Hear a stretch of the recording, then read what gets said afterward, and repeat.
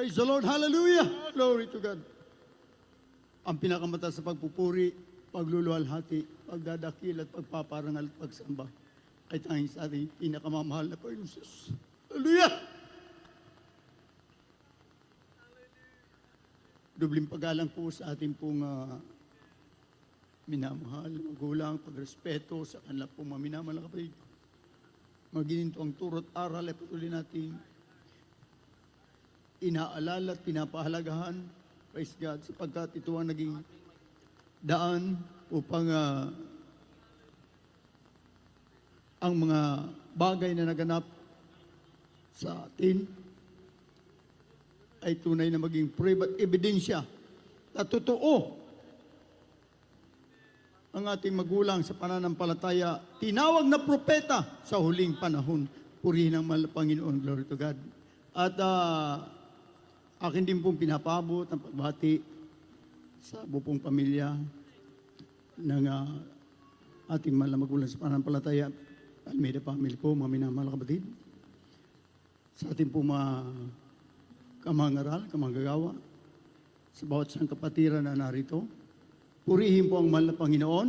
At nagpapasalamat po ako sa mahal na Panginoon sapagkat nakarating po kaming maluwalhati sa lugar pong ito para makipagkaisa sa pagpapasalamat sa buhay na Diyos na sa loob ng 11 taon na mga makapangyariang gawa ng mahal na Panginoon ay isa ako sa naging saksi sa loob ng 30 taon at 30 taon, na pagpapagamit sa ubasan ng mahal na Panginoon sa lugar po ng Catanduanes bilang isang mangaral, mga minamahal na kapatid ko, hindi mabilang ang mga pagpapalang aming na sumpungan. Ang mga himala, mga minamahal na kapatid ko, subalit isa lamang po mga minamahal ang nakita ko na talagang naging daan yung turo ng ating magulang sa pananampalataya na sa mga bingit ng kapanganiban, sa mga aksidente, huwag kang makakalimot, isigaw ang pangalang Jesus name at ang Hallelujah, praise the Lord.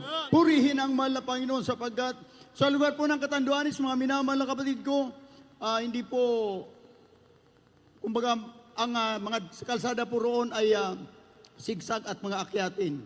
Subalit pinagpala po ang ating pong banal na gawain, ang Bata Outreach ng isang second hand na ba na panghatid sundo sa mga kapatiran at hindi lamang po isang bisis kundi hindi mabilang sa daliri ng kamay na nagkaroon po kami ng aksidente na nawala ng giya at ang muntik-muntikan mahulog sa bangin. Sa mga bangin na kung saan may mga nahulog pong truck na ang mga nagmamaniho ay namatay sa aksidente. Pero ang ibang lingkod, mga minamahal na kapatid ko, hindi ko nga maipaliwanag kung paano nangyayari. Kumbaga nakadungaw na kami sa bangin, subalit ang sasakyan ay tumitigil. Nasabi nga kapag pinatutotoo ko, sabi nga ng ilan mga minamahal na kapatid ko, kasi naman, dati kang karirista dati kang kung magpatakbo ay, kumbaga, walang takot maminamahal. Pero sabi ko, iba yung nangyari sa akin. Kaya halos mga minamahal, sa mga pangyayaring yon, sumisiksik din ang udyok ng kaaway, siguro sa galing mo. Subalit, mga minamahal, hindi pumayag ang mahal na Panginoon. Tunay nagpakita siya ng kapangyarihan. Ito lang. Hallelujah! January 29, mga minamahal, nagkasundo kami ng aking mahal na anak at aking mahal na manugang na mauna na po sila papunta ng Tagaytay. Total, nagagamit naman po sila doon at magantay na lamang po sila ng church anniversary. At naghahanda na po silang umalis at ihahatid ko na po, maminamahal, 10:00 pasado. Yung pong aking apo, na 5 years old, umakyat po sa rooftop. Praise the Lord.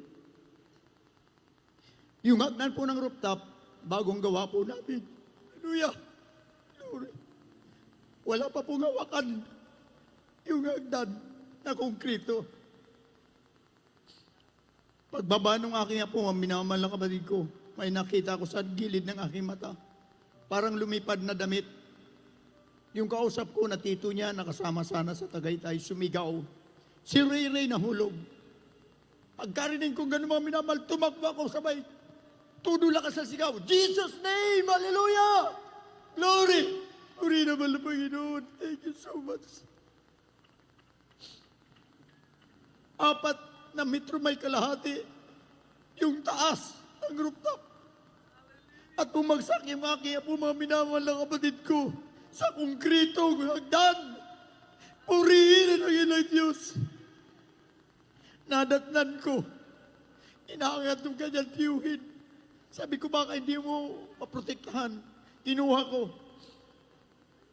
Dahil nakita ko paano humawak ang mga first aider sa mga aksidenteng na nasaksihan ko. Pero habang iniisip ko, sa taas ng nahulugan, pumapasok sa isip ko, bakit nangyari ito?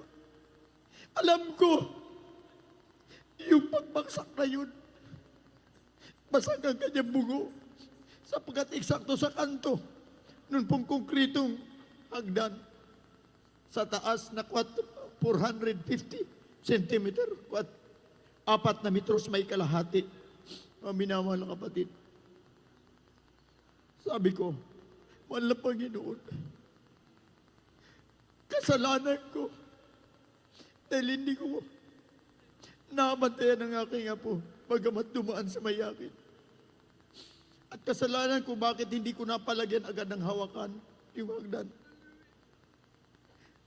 Yung nangyari sa aking apo, maminamal, wala ko ibang naisip. Wala na talaga. Wala nang pag-asa. Sapagkat yung bagsak niya doon sa kanto ng hagdan, malala. Pero sabi ko, walang sugat. So kinarga ko mga minamahal, kinausap ko. Sabi niya, hindi masakit, hindi masakit. Kumbaga, mga minamahal, parang pinalalakas yung aking loob. Sabi ko, mga minamahal, tumawag na ako sa aking mahal na asawa, nasa baba. Sabi ko, nahulog yung ating apo. Tinitingnan pala ako ng aking mahal na asawa. Dahil yung aking reaksyon sa aking mukha, talagang kakaiba. Kasi naman mga minamahal, yung taas ng nahulugan, hindi ka mag-aalala. Tapos nagtanong siya, saan ba nahulog? Sabi ko dyan, nung ituro ko kung saan siya nahulog, siya na rin, mga minamahal na kapatid ko, ang nagpanik. Sabi niya, pagtawag sa akin, agad kong nakuha kung ano ang gusto niyan sabihin. Itinakbo ko agad mga minamahal na kapatid ko sa ospital. 11:00. Pagdating sa ospital mga minamahal, sabi ng doktor, doon sa ospital na dinala namin, okay lang naman ang bata. Dahil okay, mga minamahal, ilalabas na sana namin. Sabi nung nakabantay doon sa may pinto, antayin natin ng kunting oras. Baka may sikretong tama. Mga minamahal, 12:00. Nagkumbulsyon ang bata. Hallelujah! Glory! Nagsisure mga minamahal na kapatid ko, bumula ang bunganga. So nataranta ang nanay, umiyak, lumuhod. Doon mismo sa emergency room, nanalangin sa mahal na Panginoon. Mga minamahal na kapatid, nilagyan agad ng oxygen yung bata. Tapos nasa labas lang kami, mga minamahal na kapatid. Tumawag ako sa pastoral house. Magpuri, kahit Thanksgiving na magpuri, bumalik sa pagpuri, delikado ang bata. Mga minamahal, balik sila sa pagpuri. Tapos mga minamahal na kapatid ko, hindi ako mapakali, sabi ko baka hindi sumunod. Umuwi ako mga minamahal. Tinignan ko, patuloy yung puri. Puri din ako, tumawag sa akin yung kapatid ng aking manugang kuya. Ilihans mga bata, nangingitim na. Sabi ko, ilihans nyo na dyan, dahil nagpupuri na kami rito. Praise the Lord, hallelujah! Nangingitim na. Pagkatapos pa minamahal na kapatid, pumunta ulit ako sa ospital. Pagdating ko sa ospital, tinanong ko, ano na ang lagay? Okay na, approve na yung ambulansya, ibiyabiyahin na. Dahil kulang sila na gamit doon, mga minamahal. So bakit ako hindi pa ibinabiyahe? So mga minamahal na kapatid, nagtanong na ako doon, sa mga naroong mga empleyado. Yung nurse, kumakain pala yung driver, mga minamahal na kapatid. Muling nagkumbulsyon yung aking mahal na apo, mga minamahal na kapatid. Luhod ang aking mahal na manugang. Iyak sa mahal na Panginoon. Hallelujah. Glory. Kinas out ang demonyong kamatayan. Sa pangalan ng mahal na Panginoong isusaw ng dalangin ay malapas Lord. Praise the Lord.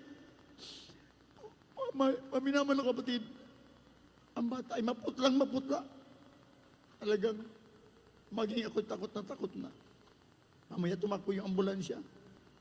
Maminamahal, tumawag aking mahal na asawa. Kumusta yung ate apo? Sabi ko, nandun na, tinakbo na.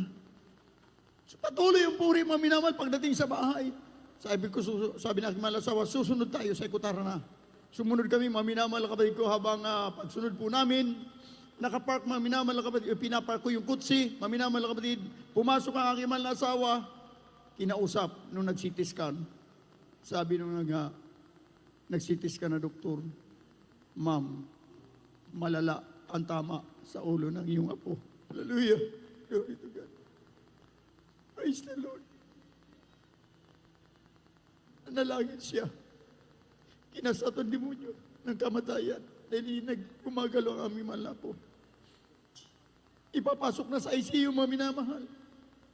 Pumunta kami. Load kami doon sa harapan ng napakaraming doktor, mga minamahal. Iyak kami sa mahal na Panginoon. Sa dalangin, mahal na pastor, mahal na Panginoon. Kung hindi nung mga panahon na siya ay malakas pa ang kanyang mga panalangin, kabilang kami sa bunga ng kanyang mga sakripisyo. Sige, mahal na Panginoon, pakinggan mo naman aming hinahingi. Bigyan mo ng panibag, kalakasan ng aming mahal na po. Dagdagan mo kanyang buhay. Sa makapangyarang pangalan ng mahal na Panginoong Sus. Mga minamahal na kapatid, tinakbo na sa ICU. Ungol na lang, mga minamahal ang narinig po namin. Ayaw papasukin na aking mahal asawa. Sabi na aking mahal asawa, hindi pa pwede. Kasi pag nagising yan, magwawala yan, maghahanap ng labuans. Napilitan yung doktor na papasamahin siya. 3 doktor, mga minamahal na kapatid ko, ang nagbantay sa batang yan. Napakabuti ng mahal na Panginoon. Hallelujah. Sabi nung doktor, maaari mag-amnesia yung bata. Hallelujah. Maaaring mawala ang memorya ng bata. Subalit mga minamahal, dun pa lang sa ICU, mga minamahal na kapatid ko, nagising na ang bata, mga minamahal, hinahanap ang kanyang nanay. Puri naman na Panginoon. Yung oxygen na nakalagay sa kanyang ilong, tinanggal. Ayaw niya ng oxygen. Ang gusto niya ang kanyang mama. Mga minamahal na kapatid ko, mula noon, di na siya nakabitan ng oxygen. Purihin ang mahal na Panginoon. 2 araw siya sa ICU, hindi nilalabas. Dahil yung kanyang kalagayan, delikado yung doktor, na doon yung 3 nakabantay. Dahil nakaabang na kung anumang oras na magkumbulsyon, talagang tutubuhan yung bata na minamahal. Dalawa ang nurse na nagbabantay, mga minamahal. 3 doktor ang pabalik-balik. Subalit mula noon, mga minamahal na kapatid ko, yung bata, hindi na po mga minamahal kinumbulsyon, mga minamahal na kapatid. To God. Hallelujah. Sa loob ng 2 araw sa ICU, nag-declare yung 2 doktor, sabi na, grabe, ang bilis ng recovery ng bata. Glory. Sabi ng aking mahal na asawa, taga Jesus Miracle Crusade kami. Buhay ang Diyos namin sa Jesus Miracle Crusade. Hallelujah. After 2 days, mga minamahal na kapatid, nilabas niya siya sa ICU.